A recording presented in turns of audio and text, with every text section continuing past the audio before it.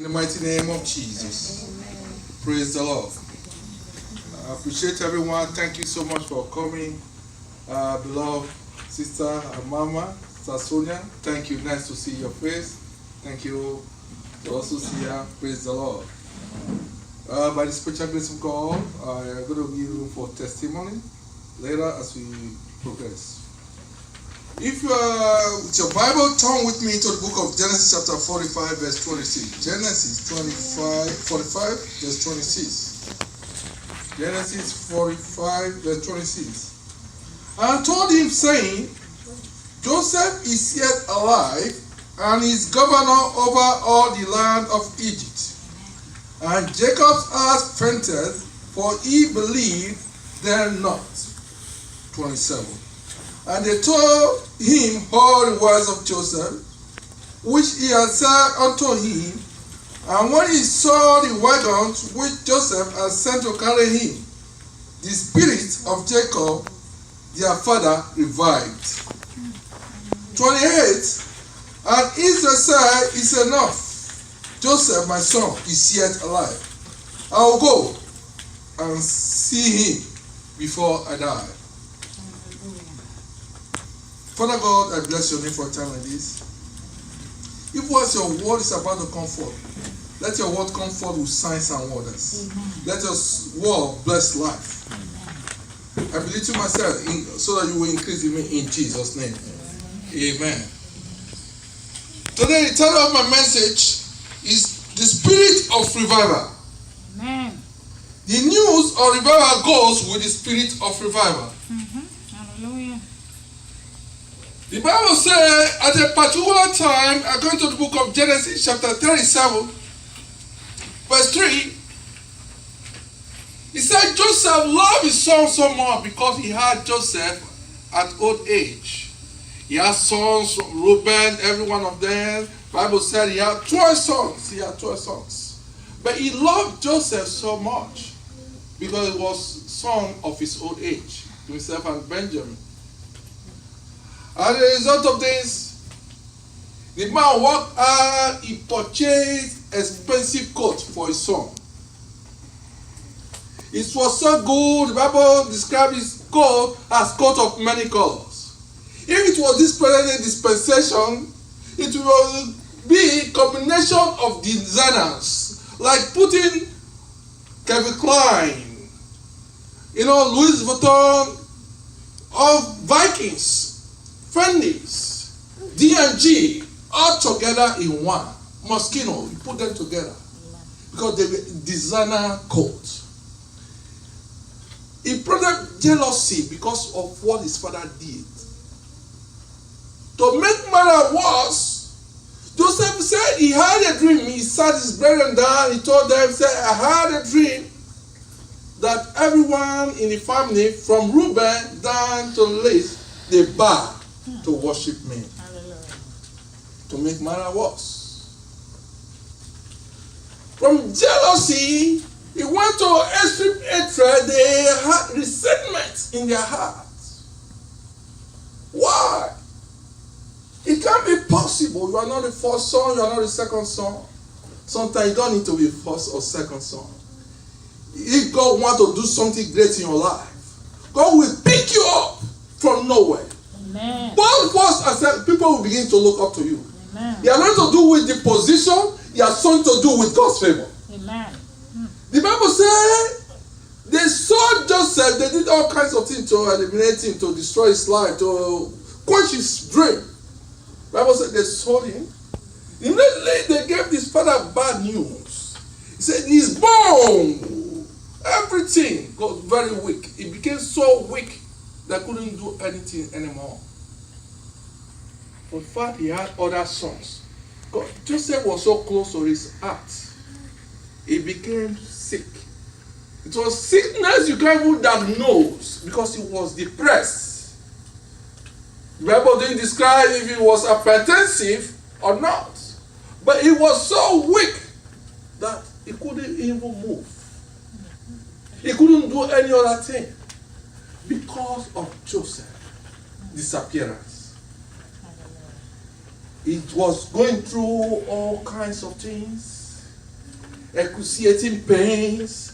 Every day, the man will shed tears at that old age. He will be shedding tears. It wasn't easy for him. It's like someone that had just the only child. But this man had more, 12 sons, including daughters. It was broken.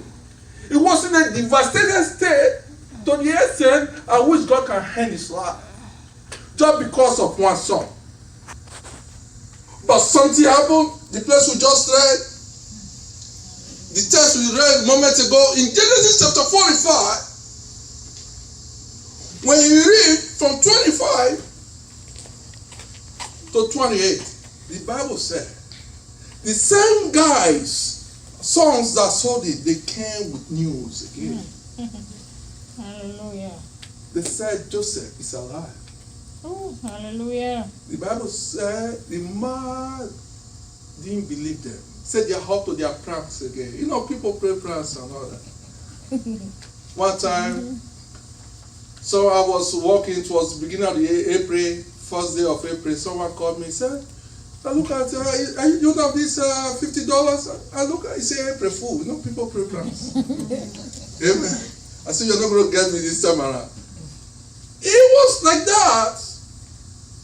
They told him, he said, I can't believe you because this is not like a year or 2 years, 3, 4 years.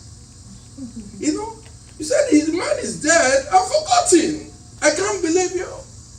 I'm going to read, if you are with me, Genesis 45. Let's go to 27 and see what happened there. Praise the Lord. Are we there? Yes. And they told him all the words of Joseph, which he had said unto them. And when he saw the wagons which Joseph had sent to carry him, the spirit of Jacob their father revived. He said what? The moment he saw the wagon, he believed him. When you read from 26, they told him he's not a governor in Egypt. Hallelujah. But he didn't believe him, he was not interested. But when he saw the wagon, you know, there are some folks, when you see limousine or like the new Lexus of 2020, someone is parking it, you know, what I'm trying to say, someone that can only afford 2 square meters will not rent limousine. In other words, the children, the kids, they were not out walking or trying to survive, but they can bringing a wagon, plane, you know, there are some cars. Especially for all these presidential cars, where they are going, convoy. Ordinary people don't use those cars. Are we getting it?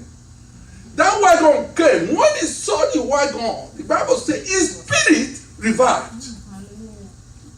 The good news revived him. Because that spirit of God came, he said his body that was stricken, he couldn't move, all pains all over. He got up without taking medication. Everything, it was revived from the inside. His body that was kind of couldn't move, the blood began to flow because he had the news that his son is alive.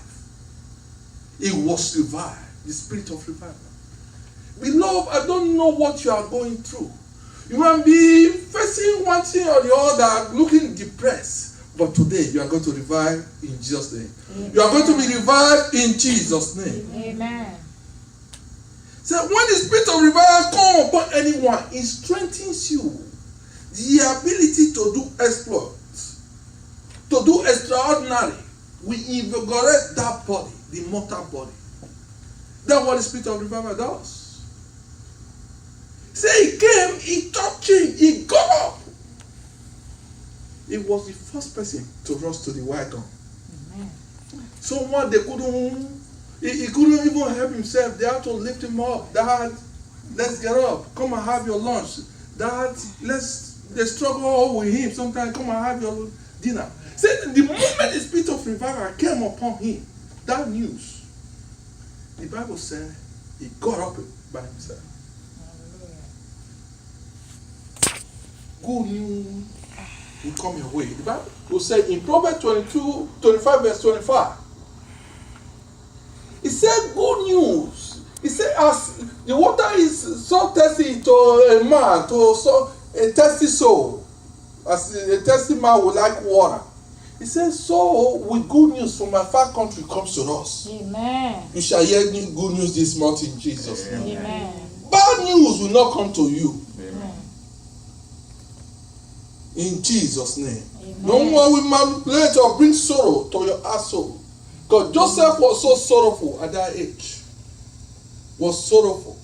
Every time we always pray we should enjoy life even at old age. But the man was sorrowful until that news came. Sometimes people that go through pain, sometimes they have they are sorrowful. It doesn't mean they are unbelievers. They are in the hands of the Lord. Christians, it can be ministers of God. He happened to a particular man of God. The Bible says in 1 Kings chapter 19, it said Elijah was also in a devastating state. He was devastated to the extent as big as Elijah. A man that shot heaven for 3.5 years. The same man that said, water come down, after 3.5 years, the water came down. The same man that said, lions, consume those kids. The lion came down. The same man, a time came, it was at the verge of committing suicide. But because he knows the consequence and the repercussion, he asked God, say, God, take my life. What happened? Because a woman threatened his life. A woman named Jezebel threatened his life. He became so weak. He couldn't do anything. A man of God with so much anointing, he forgot that he carries anointing. I just want to quickly read the place. He said, 1 Kings chapter 19. When you read 1 to 8, you get a full picture about Jezebel. How Jezebel confronted him. But the verse there, he said he was discouraged and distressed to the extent at that verge. He was so discouraged. He said, God, that what he was telling God, take my life. How can someone ask God to take his life? It means no hope. Mm-hmm. Am I correct? Yes, sir. It's no hope. He said, God, take my life. I'm going to read quickly. 7. Say verse 7 to 8. I said the angel of the Lord came upon him. Oh, before then, let me take 4 so I know what happened in verse 4. 1 Kings 19:4. Say, but himself went a day journey into the wilderness and came and sat down under a juniper tree and requested for himself that he might die. And he said, it is enough. Now, oh Lord, take away my life, for I'm not better than my father. You can see it in the scripture. A man with so much anointing. A woman threatened him. Jessica, he ran. Sometimes you can be so heavily anointed. Sometimes you need the grace to stand the race. When some people are going through some pains or whatever, it doesn't mean because they committed sin. No. Ministers can go through the same thing. Believers can go through it. He ran and said, God, take my life. He was heavily anointed. A man like that. Say, God, take my life. Verse 7. So the angel of the Lord came again the second time and touched him and said, arise and eat, because the journey is too great for thee. Verse 8. And he arose and did eat and drink, and went in the strength of that meat 40 days and 40 nights unto Horeb and the mount of God. In other words, the moment the angels of God came to minister, we all need encouragement. Remember what happened to Joshua? God said the same thing. He said, don't be discouraged. In life, many people are discouraged. Many people. Both believers and non-believers. Sometimes what you are going through, it doesn't mean God is far from you. You can still be in the church, you are praying. Not that God is not hearing you, but why are you going through those things? Why are you dispersed? People are discouraged. Can I do this? But when God is with you, no one will be against you. Amen. It's a matter of time. It's a matter of time. You know, God can do something great in your life. Only revival. It's not unbeliever that need revival. Oh, that might shock some people. It's believers that need revival, not unbeliever. Because unbeliever first, they don't know God. But you already identify yourself with God. Bible says, David said in Psalm 119, verse 107, he said, quicken us, because the word quicken is to be revived, so that the people may rejoice. He went to 154 of the same Psalm 119. He said, please quicken them, so that he was talking about himself. He said, revive me, revive the people. He was talking about, he included himself to be revived. It's not unbelievers that need revival, it's the church that need revival. Praise the Lord. Hallelujah. We need revival, we need to be revived. Today, anything that is looking stagnant in your life will receive the spirit of revival in Jesus' name. Amen. Whether it's your business, your health, your career, I speak prophetically. Revival will come in Jesus' name. Amen. There's nothing God cannot do. David said, they are going to Psalm 85 verse 6. He said, David told God to revive the people so that they may what? Rejoice. We need revival. The house of God need revival. What is going on today? We need revival. But they are talking about revival, not just, don't have that mindset of talking about unbelievers. Say the people need revival. The Bible says Samson was in Nazareth. In other words, God ordained him, appointed him as a servant. You know, when Jeremiah 1 verse 5 said, from the womb, God already knows you, everything about you. He said, God already know about Nazareth. It was told, there are some people, they call them after some time, like Saul. After many years, he had done all kinds of stuff, engaged in unscrupulous activity, committed atrocity, killed Christians here and there. God called him. He became a believer. But Samson's case, it was in Nazareth from the womb. Now, he carried anointing of God from the womb. A time came, he was asking God for revival. He said, God, revive me. Amen. In the book of Judges, chapter 15, verse 18, said, God left on a hollow place that was in the jaw. There came water thereat, and when he had drunk, the spirit came, and he revived. This is a man of God from he said the spirit came and he revived. In other words, a time came, he was so strong, fighting with his jaw, he became weak. He did not want reproach to go to God. He want God to take his glory. You have to ask God. As big as that man of God, say the Spirit of God came. He asked himself, he asked for revival. We need revival in our businesses. We need revival in our home. Because when your home is not revived, there's always quarrel. But when it's revived, there is peace. Amen. I need revival in my home. I need revival in a place of work. I need revival wherever I go. We need revival. Praise the Lord. Amen. Servants of God, they need revival. Because when you are revived, you'll be able to do all kinds of things. When you are revived, sickness will not stay in that body. They will come, not that you're not going to fall sick, but they will come as visitors. When visitors come, they must surely go, isn't it?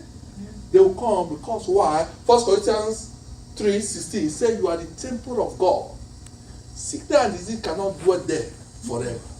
They can just try, but you carry God. You carry the anointing of God upon you. Amen. Today you shall receive the spirit of revival in Jesus' name. Amen.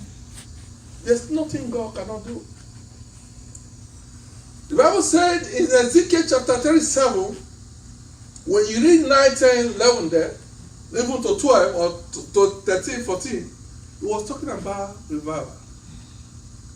He said to Ezekiel, he said, speak to those bones. Speak to those bones. Now, in other words, there was nothing like flesh on the bones. It's been many years. The people that went to war, the army of history, he says, speak to those bones. That's what he was telling him. If we are there, I want someone to read from the congregation. Ezekiel 37. From his book. You can read from 9. Praise the Lord. Then said he unto me, prophesy unto the wind, prophesy, son of man, and say to the wind, thus saith the Lord God, come from the four winds, O breath, and breathe upon this slave, that they may live. 10. Yeah. Shall I go ahead? Go on. Yes. So I prophesied as he commanded me, and the breath came unto them, and they lived, and stood up upon their feet, an exceeding great army. 11. And he said unto me, Son of man, these bones are the whole house of Israel. You know, look at what she just said. This bone, something forgotten. In other words, the bones were not just bones, they were dry bones. I want to release prophetically anything that seems dry in your life will be revived in Jesus' name. Amen. Revival is coming your way. Revival is coming to your house in the mighty name of Jesus. Amen. It says, speak to them, those bones. The Bible says it released the word. It said the bones. Sometimes you see this amputation, someday the hand will be somewhere before their deaths and all that. It said they came together. It said they were able to move. They were the armies of Israel. It said, therefore, prophesy and say unto them that the Lord, and said the Lord God, behold my people, I will open your grave and cause you to come up out of your grave and bring you into the land of Israel, which it did. Revival. Hallelujah. Revival in the house. Amen. We didn't print flyers for today, but you are hearing a revival message. And those things you'll be believing that those things is not working for you. From today, those things will begin to work. Amen. Sometimes you'll be just going for no reason. It's like there's a stopping block. You are not moving forward. Why? Some people work day and night, they cannot even save anything. Some of them use credit card, they can't even save. It's not that they are not working. Expenses here and there. You don't know what is going on. What's wrong with your finances? But when the spirit of revival comes in, there's always a turnaround. Amen. Your financing, your bank account will be revived from today in Jesus' name. Amen. Doesn't always give you a lot negative, red, because you went old. By the grace of God, I speak from this pulpit that God will boost your account in Jesus' name. Amen. When your account is revived, you have more than enough. Praise the Lord. Someone was sharing with me one a beloved brother visited us, he stayed with us by the grace of God. He was saying, he said, thanking someone deposited money into his account. I can't remember $8,000, I can't remember, but someone deposited money. He went to the bank and told them, please, someone deposited the money into my account. And the bank said, thank you so much. They have to put the money. Some people insulted him. God has done something for you. He went and informed the bank. No, because the reason the brother did that was God has revived his own account already. If the account was not revived, he will see that as an opportunity. He will say, God answers prayer. Are we getting it? Say God answers prayer. But when God revives your account, the prayer of Deuteronomy 28 will be your portion. Amen. He said, we go before you and bless you. He go above you to lift you up. He said, your going out and coming will be blessed. Say you will not be a borrower, but you shall be a lender to nation, according to the song we were singing this morning. Jesus. That's what the scripture says. When the power of God is upon your life, when there is a revival in the house, no matter those people that used to believe when they see you, they are thinking, oh, you came to ask for money. You've been the one giving them money. Hallelujah. Praise the Lord. Amen. You are going to do with your parents' stand. It doesn't matter your age. He said the revival came to Jacob at old age. He got up. Heads came. Strength came, ability to do exploit, to do the supernatural came upon you. Amen. May God do that in your life in Jesus' name. Amen. You shall move forward from now on. The Bible says in Psalm 7 verse 23, it says we order the footstep of the righteous. May God order your footstep to the place of abundance. Amen. May God order your footstep to the place of your destiny. May God order your footstep to a place where you will rejoice as David has God. He said, revive the people so they will be rejoiced. Because of you, your household will rejoice. Amen. Because you are connected to this ministry. Said the voice of heaven. Remember, it was that voice that went when you read the book of Genesis chapter 1. He said the voice went on top of the water. It was the same voice. Said, let us create man. It was the same voice of God. It a time came. He said the voice came to the garden. There was a time Adam said, I heard your voice. I ran. And this ministry said the voice of heaven. You shall hear the voice of heaven in Jesus' name. Amen. It was the same voice of heaven that now Jesus Christ said, this is my beloved son, on whom I'm well pleased. Yes. God will revive you. You shall hear the voice of God. Amen. Some people say, I don't know, I'm hearing some noise. Others, but you shall not hear the evil news. You shall not hear bad news in Jesus' name. Nothing will break you up. I speak prophetically. Nothing, no evil. What you are going through right now is just temporary.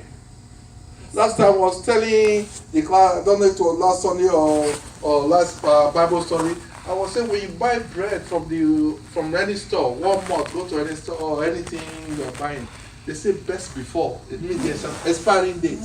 Your problem, there's expiring date. Amen. They're just there for temporary. They're going to go. Go. Amen. Amen. Today you can see Sister Sonia, she's here with us. Ooh, hallelujah. Because God is with her. Hallelujah. Because God has done something great in your life. Amen. The Lord has done something good in your life. We bring it to perfection. Amen. And so as many of us that are believing God, God will do something great in our life in Jesus' name. Amen. We had a testimony from our beloved sister last Friday. It was a powerful testimony. Testimony that can change lives. Our God, from the beginning, God was faithful. God is always faithful. Amen. Praise the Lord. Hallelujah. Amen.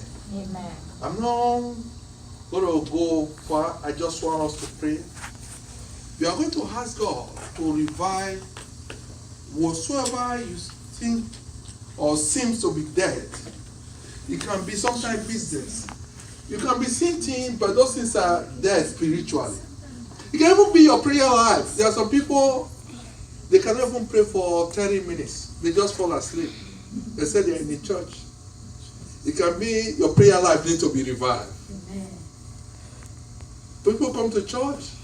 Sometimes it is possible to pray for 7 hours, 8 hours. You don't feel it. It's not because I'm a pastor, but because many years ago I asked God to revive my prayer life. When God revives your prayer life, you can be able to. This night I woke up, I was not praying for myself. Sometimes I don't even know how many times I wake up at night to pray for people. As an intercessor, you intercede. Today we are going to pray. Those things that seem to be stagnant, those things, why is that something not moving forward? Why are you in that level? You are supposed to be promoted. You are supposed to go to the next level, whether in school, in business, in your academy, in any area of life. Today, ask God to revive it. Pray.